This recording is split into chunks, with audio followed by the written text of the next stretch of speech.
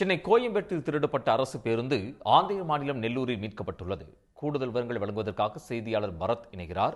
பரத், விவரங்கள். அரசு பேருந்து ஒன்று கோயம்பேடு பேருந்து நிலையத்தில் திருடப்பட்ட சம்பவம் அதிர்ச்சியை ஏற்படுத்தியிருக்கிறது.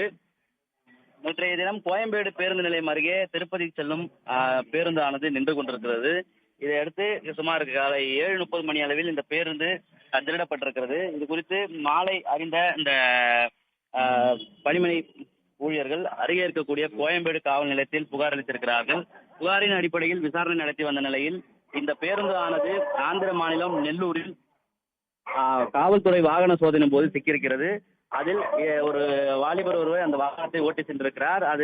இது குறித்து அவரிடம் கேட்டபோது முன்னுக்கு பின்முரணாக தகவல் தெரிவித்ததன் அடிப்படையில் உடனடியாக அங்கிருந்து தகவல் தெரிவிக்கப்பட்டிருக்கிறது கோயம்பேடு காவல் நிலையத்திற்கு. உடனடியாக இங்கிருந்து காவல்துறையினர் அங்கு சென்று பேருந்தையும் அந்த பேருந்தை திருடி சென்ற வாலிபர் ஒரிசா மாநிலத்தை சேர்ந்த ஞானராஜன் சாகு என்ற வாலிபரையும் அங்கிருந்து கைது செய்து தற்போது அழைத்து வந்திருக்கிறார்கள். இந்த சம்பவமானது இந்த பகுதியில் பெரும் பரபரப்பை ஏற்படுத்தியிருக்கிறது. பட்டப்பகலில் அரசு பேருந்தே ஒரு வாலிபர் திருடி சென்ற சம்பவம் பெரும் பரபரப்பை ஏற்படுத்தியிருக்கிறது. தொடர்ந்து இதே போன்ற சம்பவங்களில் இந்த வாலிபர் ஈடுபட்டிருக்கிறாரா அல்லது அவருக்கு மனநிலை எதுவும் பாதிக்கப்பட்டிருக்கிறதா என்பது கோணங்களில் விசாரணை நடத்தி வருகிறது.